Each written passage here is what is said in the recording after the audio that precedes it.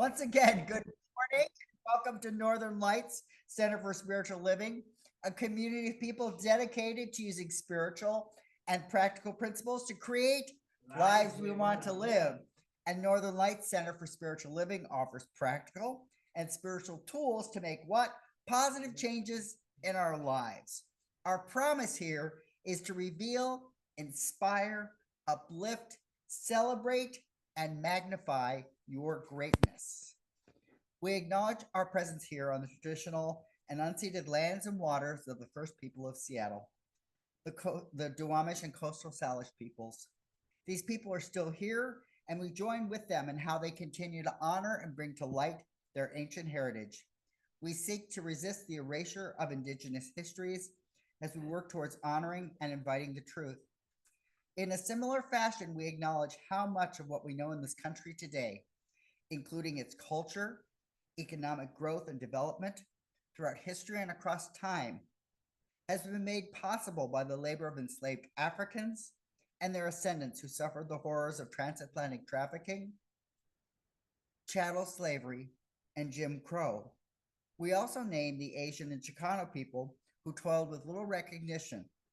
We are indebted to their labors and sacrifices, and we acknowledge the tremors of that violence throughout the generations and resulting impacts that can still be felt and witnessed today.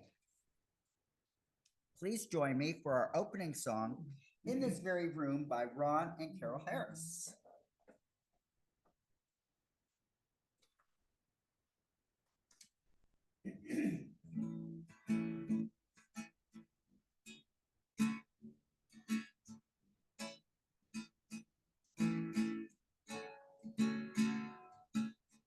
In this very room, there's quite enough love for all the world.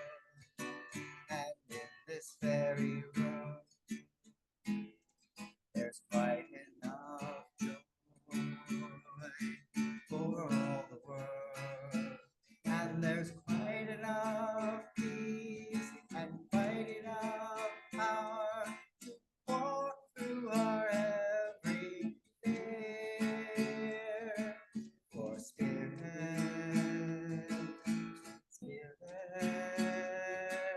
is in this very room.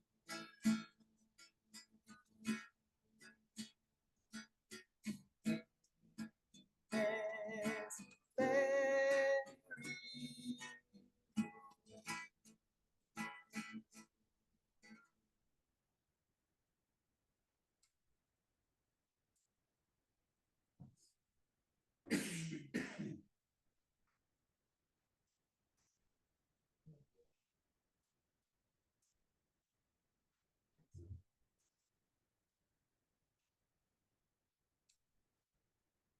Good morning.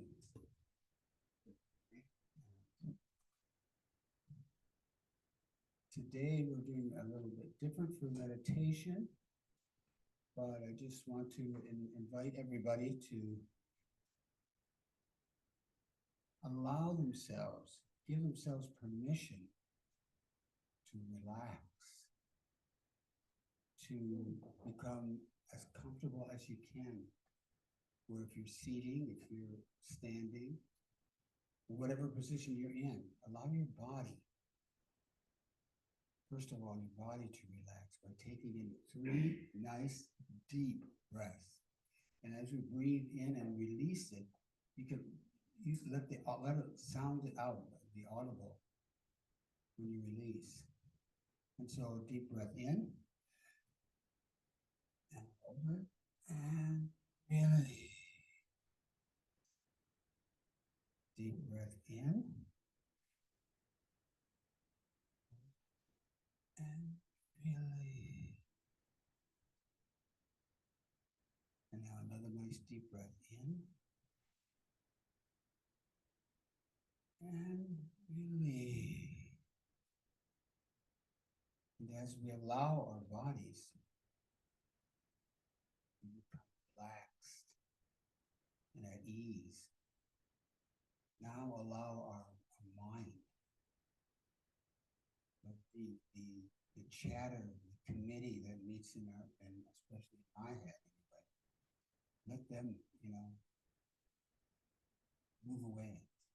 step to the side. And so I'm gonna play this song. And it's Danny and Amare. And you can either close your eyes and just allow it to move you, or you can watch the video and sing along if you want. However you choose, it's up to you.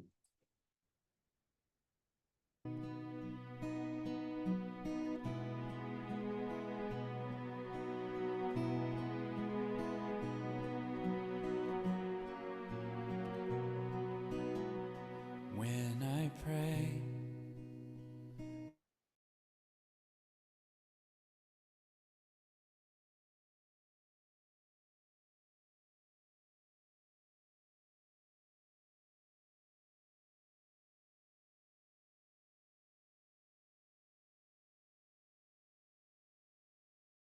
go deeper into my God.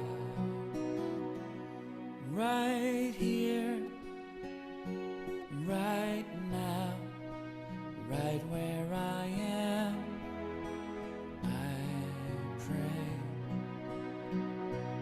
Right here, right now, right where I am, I pray.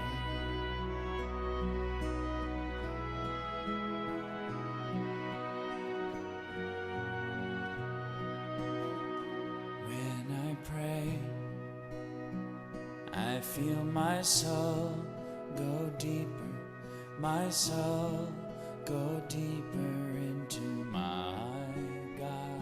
When I pray, I feel my soul go deeper, my soul go deeper into my God.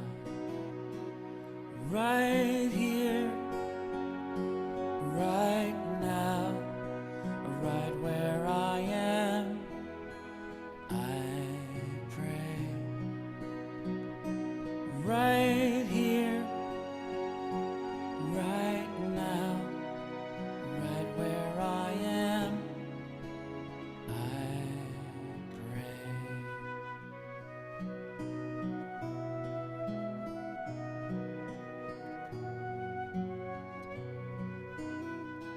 When I pray,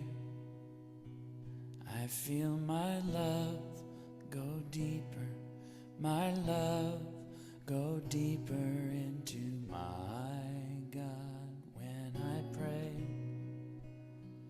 I feel my love go deeper, my love go deeper into my God. Right here, right now, right where I am, I pray. Right here, right now, right where I am, I pray. Right here, right now, right where I am, I pray. Right here, right now, right where I am, I pray.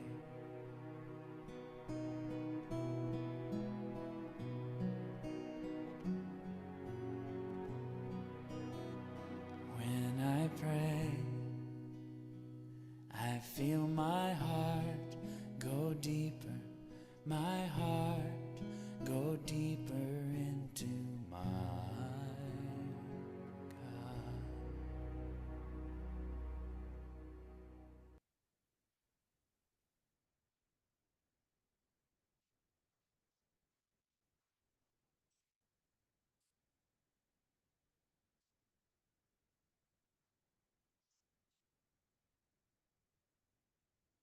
Okay, so now we shall do our declaration. We do that 3 times.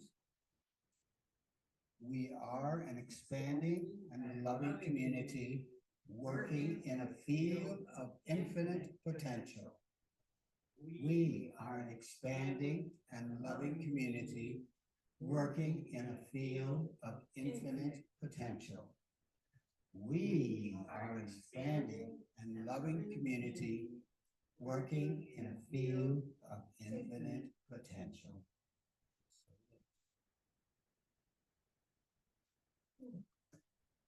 Okay, a reading for today comes from Alexis Pauline Gubbs, the book Undrowned, Black Feminist Lessons from Marine Mammals. At 300 to 400 meters deep, the ocean has depths so thick with life that World War II sonar operators mistook it for the bottom of the ocean. But it was not the bottom. We've learned that bajillions, I like that, bajillions of tiny swim bladders reflected the operator's sonar back to them. When we say swim bladders, what do we mean? Fish have an air-filled organ which allows them to maintain their depths. And what might this mean for us? How do we stay deep when distractions distract us, like being racist for racist reasons?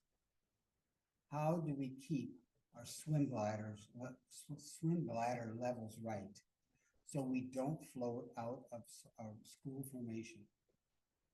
How do we know the depth at which life is abundant enough to feed us and our families and communities all at once? Tickle. What I know is that I am proud of you for the depth of work you are doing, for the layers you are uncovering, for the changes you made when you learned that what you thought was rock bottom was just a reflection of a sound you were making called need. How diligent your breath is for staying deep. Now, how steadfast you stay with all the noise that bounces off your life. How powerful we are when we live and love together. We could change the entire story with what we know. That this is not the bottom. This is life. This is not the floor, not even a wall. This is our air. So it is.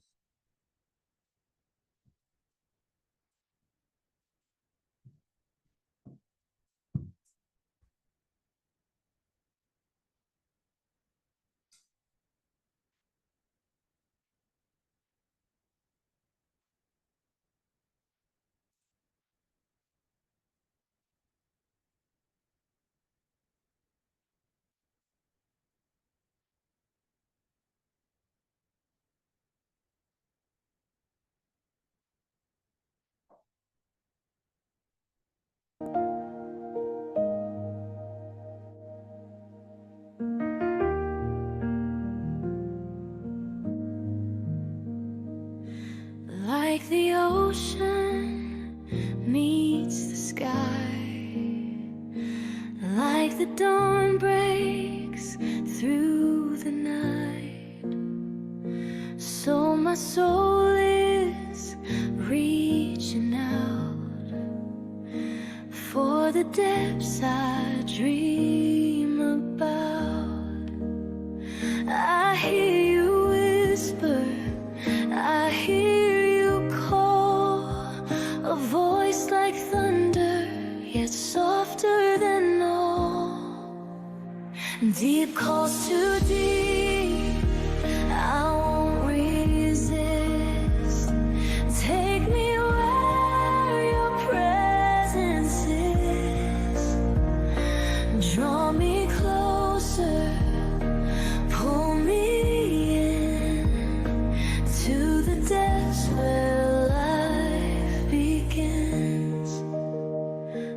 tasted love, but still I yearn for waters where my heart can burn. No surface faith, no shallow tide, only depths where you abide. I hear you whisper, I hear you call, a voice like thunder, yet softer than all. Deep calls to deep, I won't resist. Take me where your presence is. Draw me closer, pull me in to the depths where life begins. No more fear, no holding back. I'm stepping in, no turning back. All of me for all you are. Deeper still, take me far. Deep calls to deep, I answer now. Here I stand on holy ground. Draw me closer, pull me in to the depths where life begins. No more fear, no holding back. I'm stepping in, no turning back.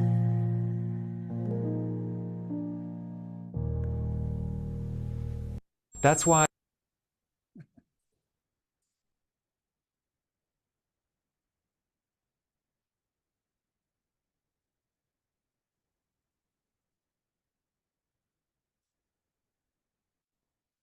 So that song is called Deep Calls to Deep, and Michael will send out that link. It's actually a whole album, but that was the one I wanted to start with because today's title is Going Deep. And as you might have gathered from the reading and the meditation song, we're going to be exploring some ways to be able to go deep. Now, going deep is actually a historically and religiously a practice that is most commonly taught in Christian circles.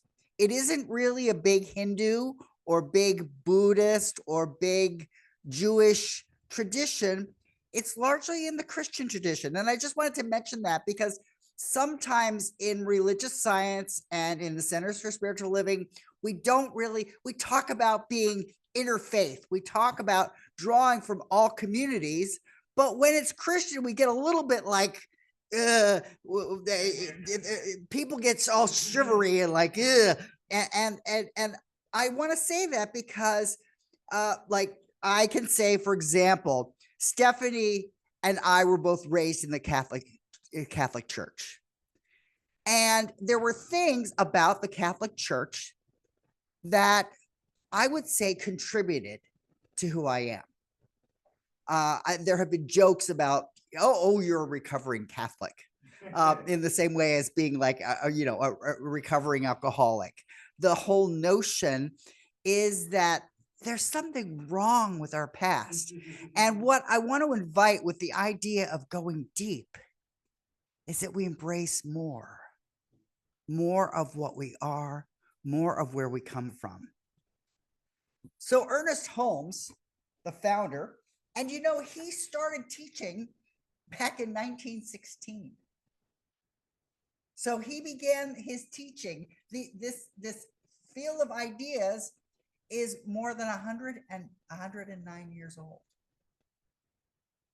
So in terms of, it doesn't quite match other spiritual traditions. Buddhism goes back thousands of years. Judaism goes back thousands of years. It doesn't have that depth of history but it does have a little mark in history. So going back 109 years, he taught that we are each part of the one universe, the one mind, and that there are vast depths within us. He wrote in The Science of Mind, no human has ever plumbed the depths of either the conscious or subjective life. In both directions, we reach out to infinity. And since we cannot encompass infinity, we shall always be expanding and always enlarging our capacity to know and to experience.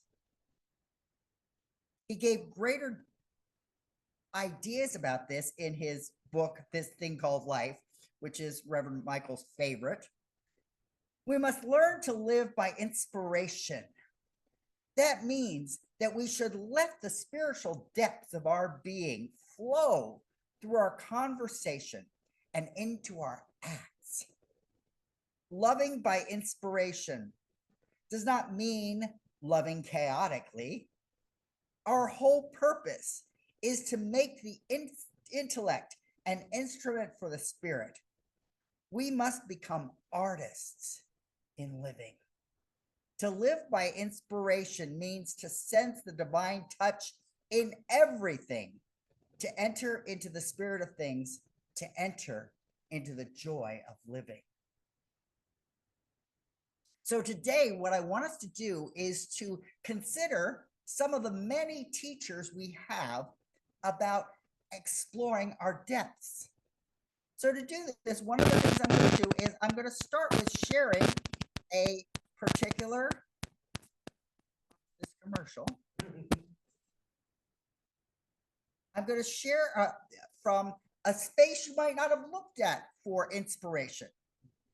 This comes from the movie Doctor Strange. And for anyone who has not seen Doctor Strange, he's a character who is a very successful neurosurgeon. And because he's kind of careless when he's driving on his way to give an amazing talk, he gets into a car accident and all of his skills, which are in his hands as a neurosurgeon, are wiped out. You came back from a place there's no way back from. I'm trying to find my own way back. Hey, pegboard, are you in or you out?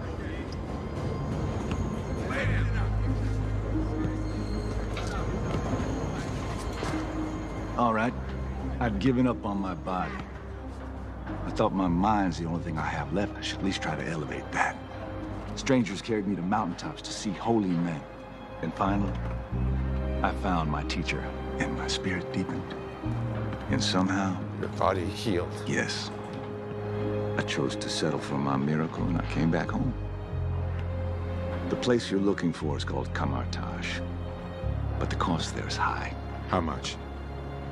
I'm not talking about money. Good luck.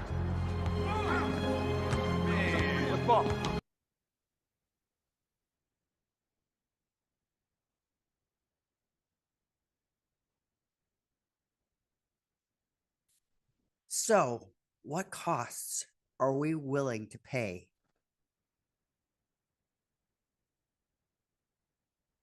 to go deep? What costs have we already paid by not going deep?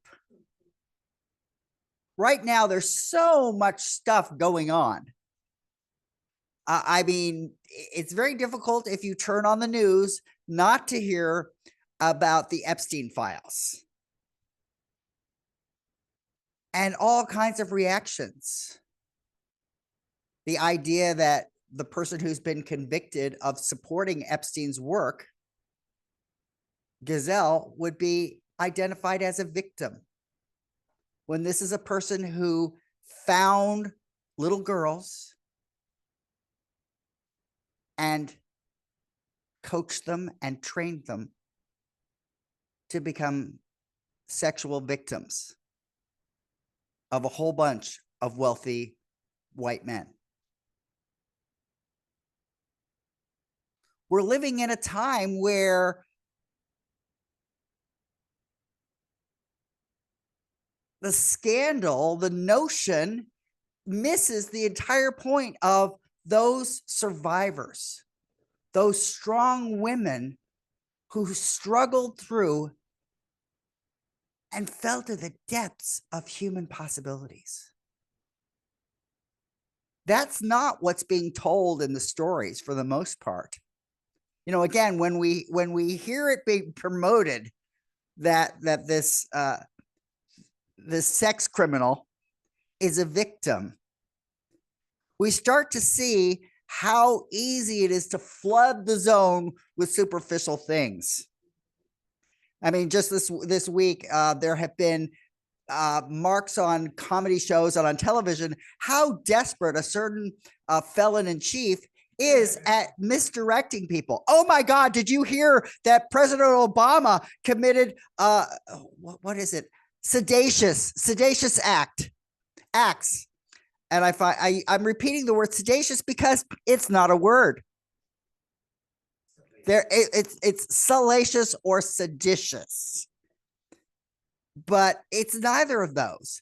The notion, oh my God, can you believe it? Coca-Cola is going to be putting in cane sugar into Coca-Cola.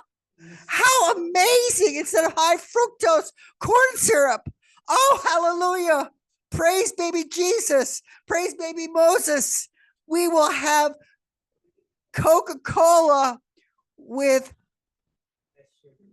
no, it isn't less sugar. It's cane sugar. Oh. Don't you just feel better knowing that? There's just, stuff after stuff. Will anybody else pick up this superficial stuff? And the problem is that nobody is biting. It's just not drawing people in.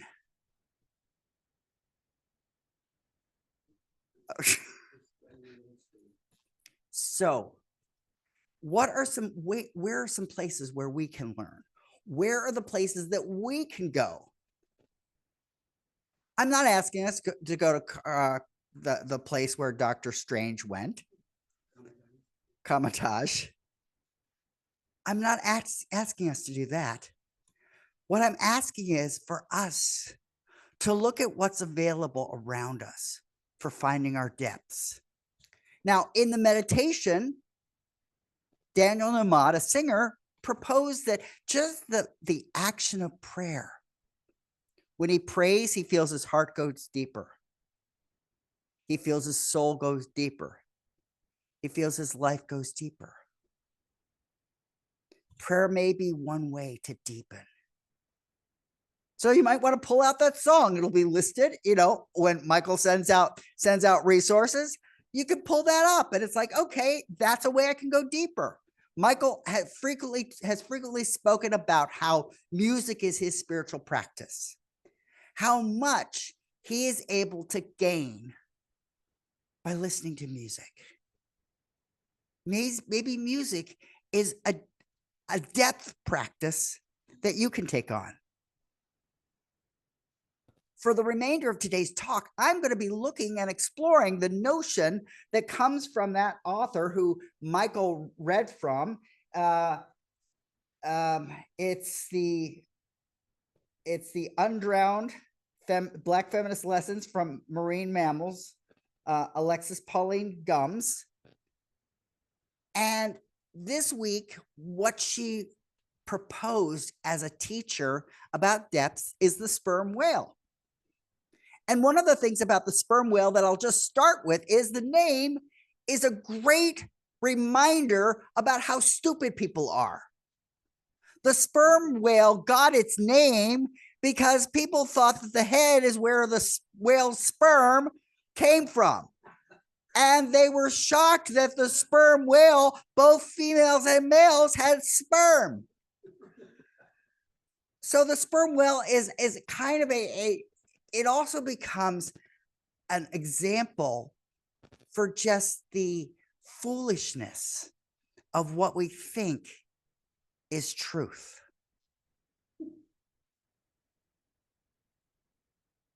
what they found with the sperm whale, and the sperm whale was hunted almost to extinction.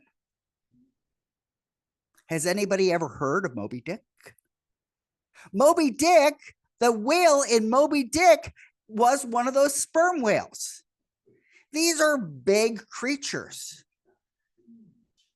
They're 60 some feet long.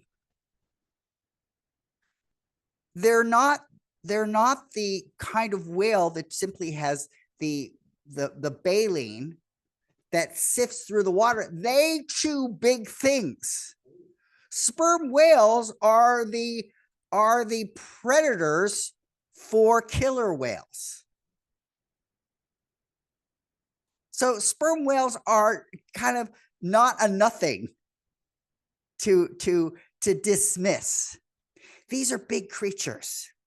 And there are 5 things that they can teach us about with their lives. There are 5 things from these creatures.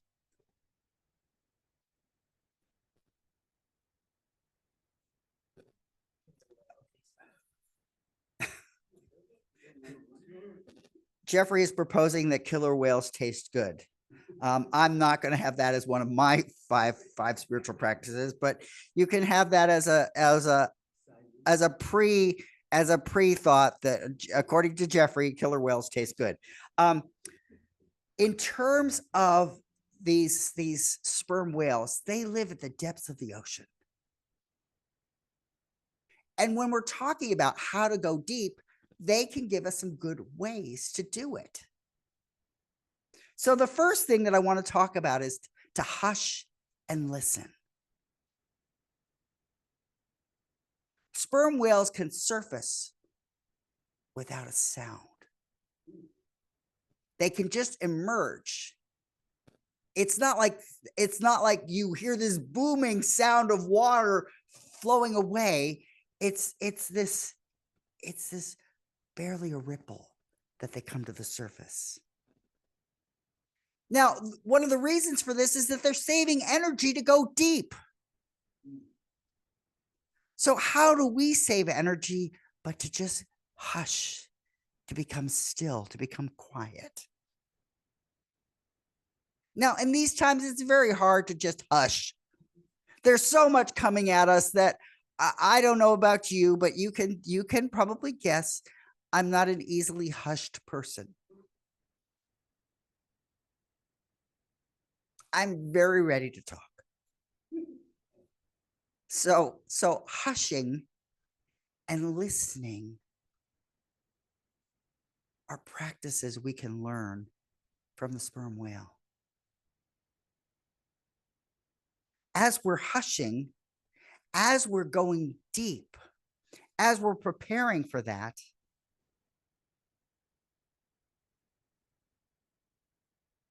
we can consider what will fill us up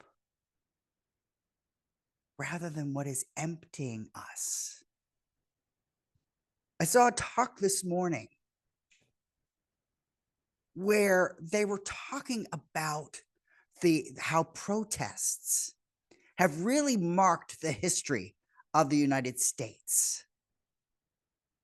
I mean, surprise, surprise. The Declaration of Independence is a protest document. Well, I mean, just the notion was that the people that were settled here, who had moved here, they moved as a protest against what they were experiencing. And then the King of England and the English government came up with all kinds of ideas about how they should be living here. You know, one of the things is that, you know, if someone from our British Army comes to you, you get to put them up. You get to send your wife out of her bed and give the bed to the soldier. That food that you thought you were going to give to your children, no, I'm sorry, that's not going to your children. That can go to the soldiers. And you get to be grateful for that. Now, I describe that historically because we are living in a time now where, in my opinion, we have ICE officers who are coming into places without warrants, without even having their faces visible, because they're scared. They're scared that people won't like them. Well, no, they won't like them because they're not engaging in a way that appears legal. They're not engaging in a way that is respectful of traditions and laws that we have carried in this country. In the communication from the speaker this morning, the notion is that protests can take all kinds of forms. We may think that it means standing in a parade and getting very loud and shouting. But a protest can be a sit down. It can be refusal to speak.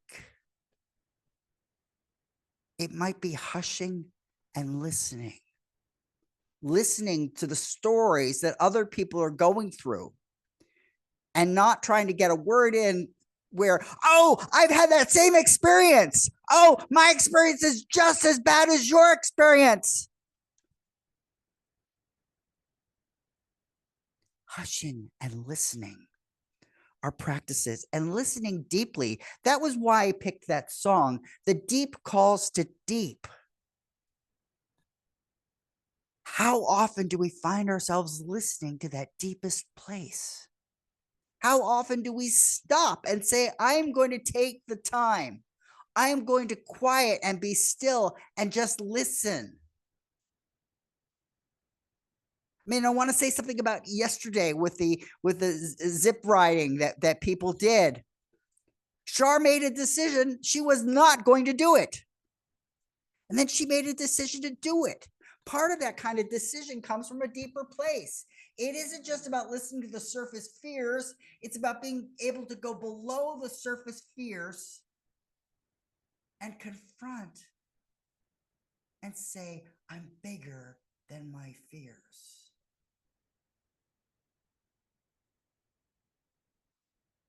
And there were all kinds of ways to show up for zip lining.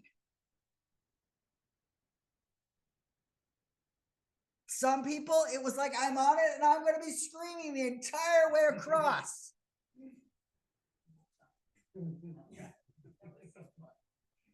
It could also be quiet. Could also be a quiet observation of the beauty of the tops of the trees, the beauty of being in the midst of the forest, the beauty of being between the ground and the sky in that middle place. So going deep can be about listening and listening to what our hearts are calling for us. So hush and listen is number one. Number two that we get from the sperm whales is breathe. Now we're doing it all the time. I don't have, I'm not having to remind you, did you breathe? Did you breathe? Did you breathe? Did you breathe 10 minutes ago? Did you breathe 5 minutes ago? Were you breathing an hour ago? How is your breathing? We don't need the reminder because our bodies are doing it automatically. But to turn it into a spiritual practice is to face our breath consciously. Now, that author Gums writes, however deep you are breathing, breathe the deeper. Sperm whales can replace 90% of their breath. 90%. That clicking is really lovely.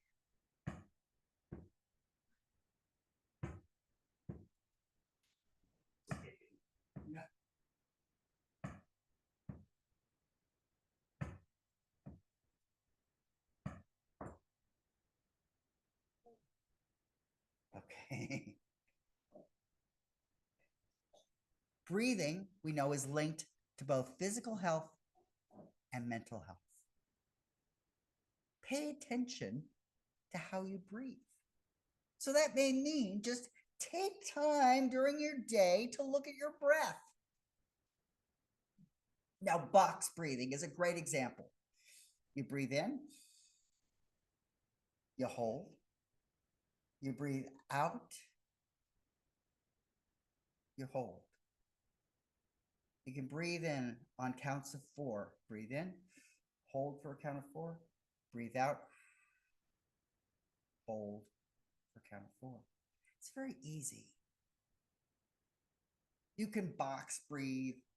You can watch the rise and the fall of the chest. Every time we breathe in, our heart beats a little faster because it's being prepared to do stuff. Every time we breathe out, our heart slows.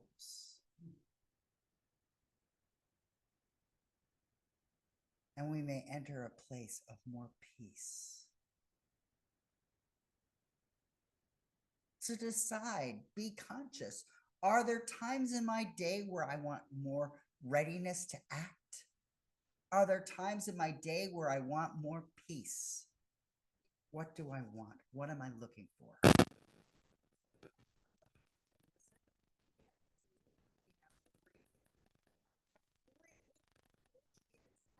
Yes. Now you may say, oh, that's easy for you. You're a school psychologist. That's everything you do. Look at our situation. What is our situation at any given time? Again, when I listen to the person talk about protests,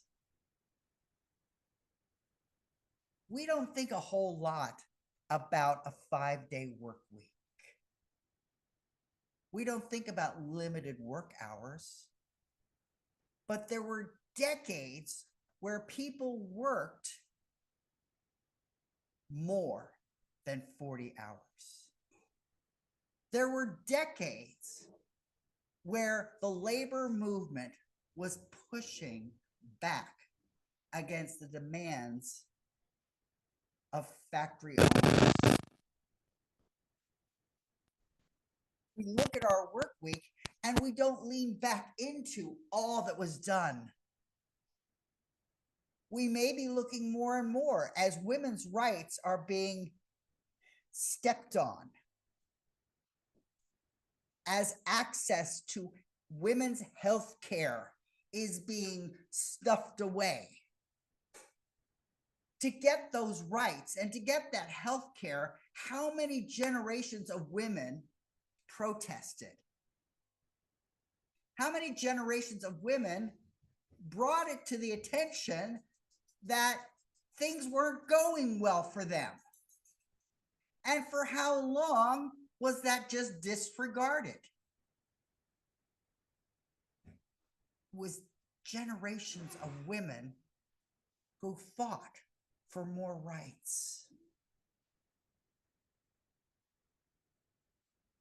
The author of that book about protests, Gloria Brown Marshall, and I'll make sure you all have her name, Gloria Brown Marshall, said that, it wasn't done in a moment. We're in a time with social media where you could just scroll through something and we have this kind of fantastical notion that things can happen quickly. Women's rights didn't happen overnight. Gloria Brown Marshall talked about how her grandmother was an enslaved woman in Kentucky. As an enslaved woman in Kentucky, her grandmother did not have a fraction of the rights that Gloria Brown Marshall has. Gloria Brown Marshall went in two generations. She went from a grandmother who was an enslaved woman to being a woman who was a civil rights attorney, who was a celebrated author.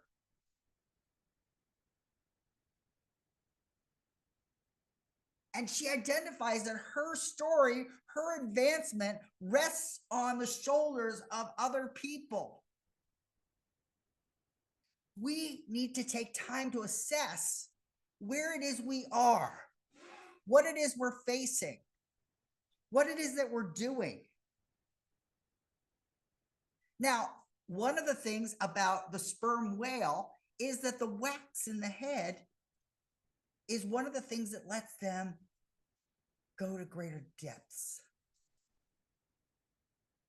We can only go to greater depths if we look at our own head. What's going on in there? What are the voices inside? What are the messages, the beliefs that we've been telling ourselves?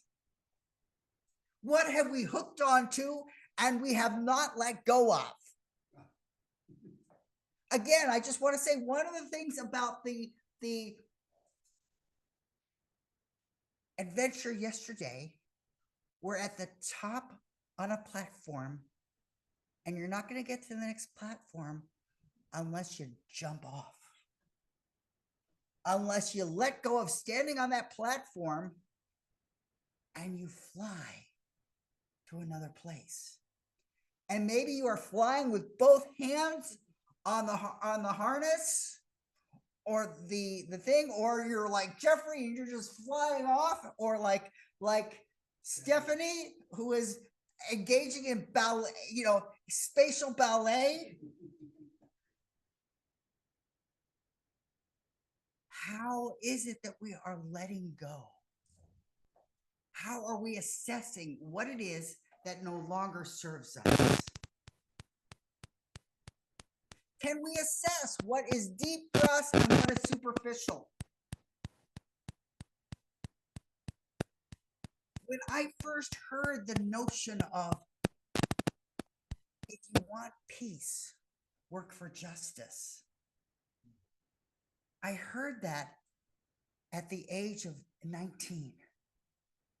And it was earth-shattering to me.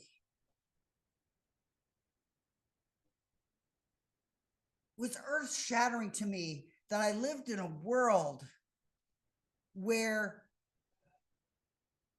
we had a history of concentration camps, where we had a history of genocide.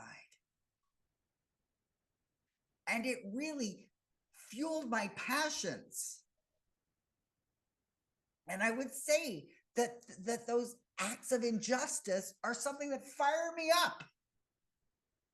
Again, another speaker this morning that I heard about is a comedian who talked about the impact of Stephen Colbert's Late Show being canceled under the superficial explanation of, well, it's just not making as much money.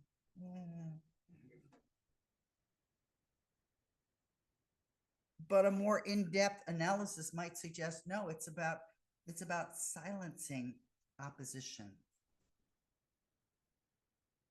It's about trying to quiet voices that, remember the story of the emperor's new clothes? We have the comedians who are those children who are saying, look at that big, fat, naked emperor. And in fact, South Park had a very clear picture of the big, fat, naked emperor.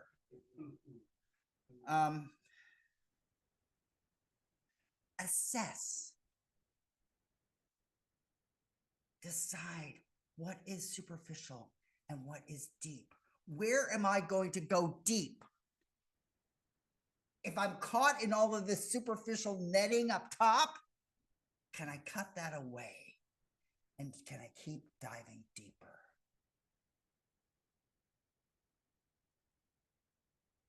Now, number 4. So, number 1, hush and listen. 2, breathe. 3, assess. 4 is flex. As sperm whale dive deep, you may notice that when things get deeper, the pressure builds. Going deep may mean experiencing more pressure. And you have to be flexible. And you have to flex how you're going to go into that depth. One of the things that Michael and I learned when we walked across the Brooklyn Bridge, in order to build the Brooklyn Bridge, they had to put the footings of the bridge underneath the water in the river. And the first engineer on that project, he got killed when he was on the bay and a ship came in and he didn't get out of the way in time, and the ship caused his eventual death. But fortunately, his son had studied bridge building in Europe, and so he was a good partner for his dad who had died. And his son was going to be with the people. So he went under the water. And this was really before they understood water and pressure and air and nitrogen. And he was very, very quickly infirmed under the water. But fear not, it didn't end with the father who was killed by the boat or the son who was poisoned by the nitrogen by being underwater. Behind the scenes was his wife. Now, she didn't get credit for this, but everybody that was working on the bridge knew that she knew what was going on. And she did not say, well, if I'm not getting recognized, I'm not doing it. She was like, I want to see this get done. So she put in, obviously she put in more effort and more work because she was doing it. All of the men knew that she was the one that understood what was going on. And it wasn't until more than 100 years after the building of the bridge that she finally got recognized. So flexing is very important.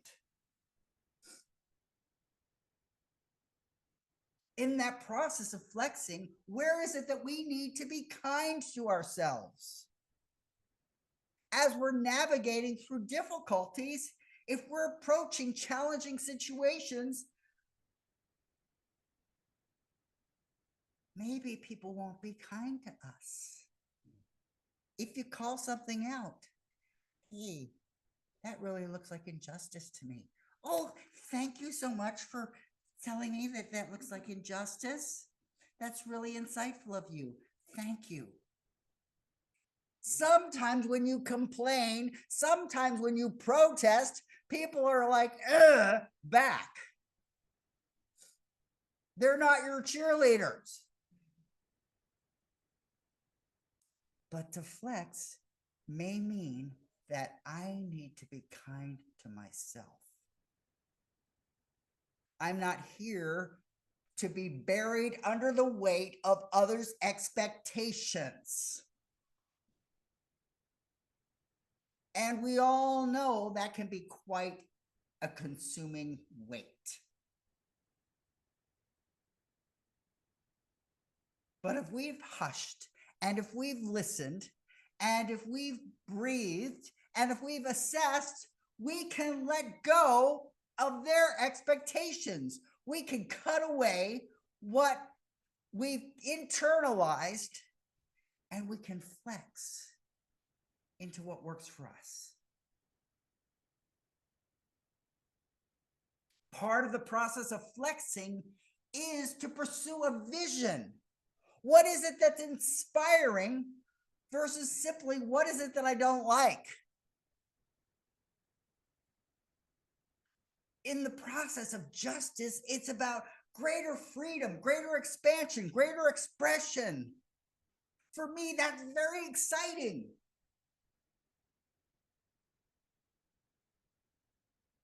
For me, seeing that a child can finally figure out how to read. They're 13 years old and they're finally starting to figure out how to read because finally the teaching team found out what it is that they needed, what click, would make the difference.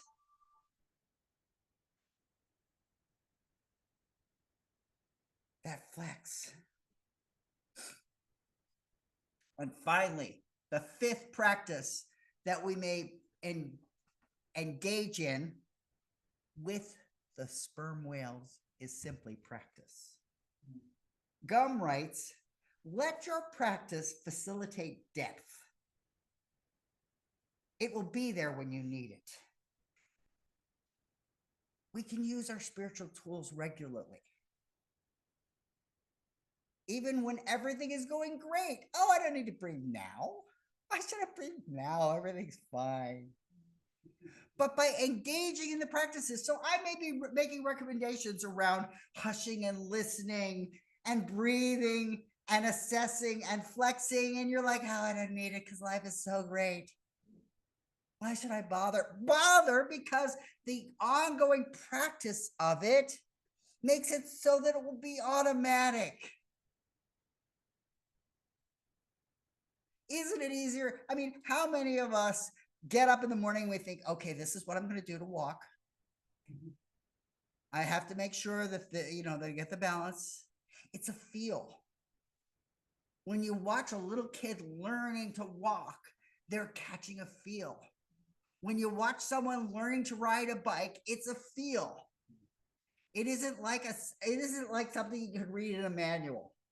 In order to ride a bicycle, one must achieve a set of balance. You could read it 100 times. It's not going to make sure that your butt stays upright and the wheels are going forward and you're going forward and you're turning at the right time. They did an experiment where the person was on a bicycle, but when you turned the wheel, it was the opposite way of how. So when you turn it right, you would go left. And when you turn it left, you would go right. And it took the person a while to figure it out. And then they put the person back on the original bike, and it took them a while to get it right again. The idea of practice is that it's something we keep doing. So I'm going to repeat the 5 things, and you can say them with me if you want. Hush and listen. Breathe. Assess. Flex. And practice. So our life work for this week is something is calling us deeper. It may be that still small voice. You may not be able to describe it in words that others will understand. It may just be a sense of, this is something I've got to do. And people may be like, why are you doing that? It doesn't make any sense.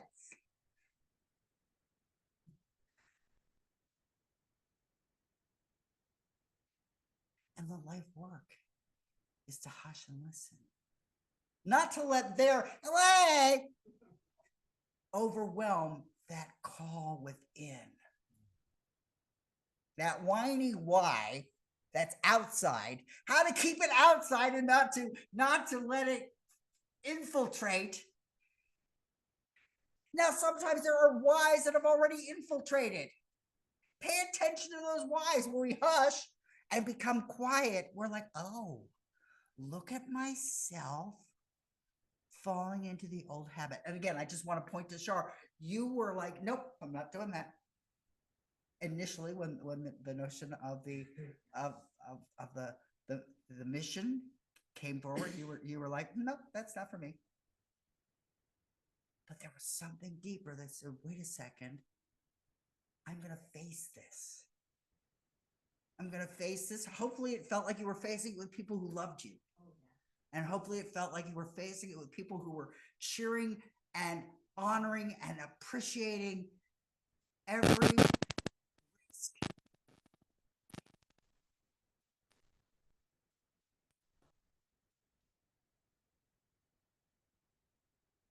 Can we find the people? Can we find the person with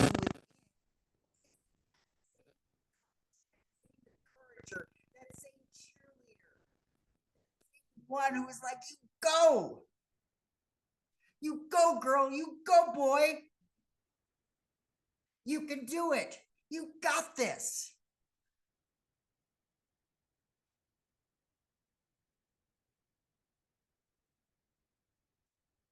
So I want to conclude with a final lesson from Gum. There is something that I need, but I have to go deep to find it. There is something I have to give, but I have to give it on my own time. There is something I'm going to tell you, but first, I have to make a language for myself. So I want to conclude with another song. And this song comes from Jami Lula. And it's called Something's Calling Me a Little Bit Deeper.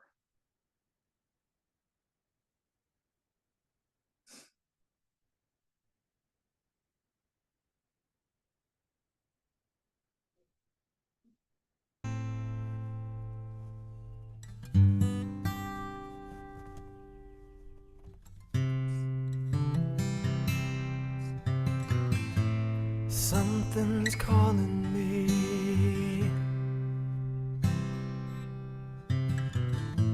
Something's calling me.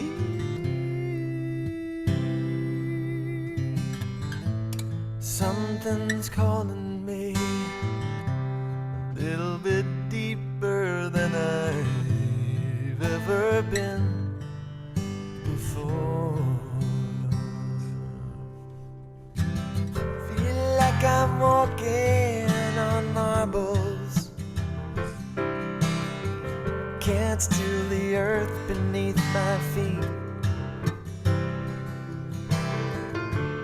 Is my head in the clouds, my naked legs left dangling. I can feel my heart begin to pound. And everybody said, something's calling me a little bit deeper than I've ever been before. Something's calling me a little bit deeper than I've ever been before. Long dark night, my soul it wanders. Can't see the light that moves me. If God is everything and everywhere that I belong, Spirit gently wakes me from my sleep. Something's calling me a little bit deeper than I've ever been before. Something's calling me a little bit deeper than I've ever been before. Oh Lord, oh Lord, take me deeper than I've ever been before. Oh Lord, oh Lord, pull me deeper than I've ever been before. Oh Lord, I know I'm not the only one to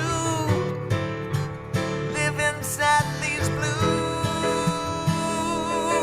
Oh Lord, oh Lord, I surrender my life to you. Oh Lord, oh Lord, I give my life, I give my love to you. Oh, love is calling me a little bit deeper than I've ever been before. compassion's calling me a little bit deeper than I've ever been before. My faith keeps calling me a little bit deeper than I've ever been before. Peace is calling me a little bit deeper than I've ever been before.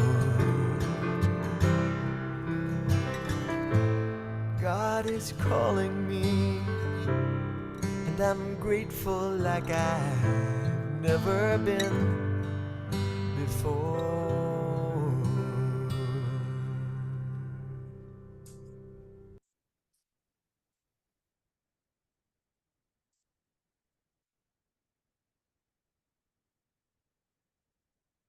And I do have an affirmation. So I embrace the depths of my soul. I embrace the depths of my soul. I embrace the depths of my soul. And one final time to really cement it in, I embrace the depths of my soul, and so it is.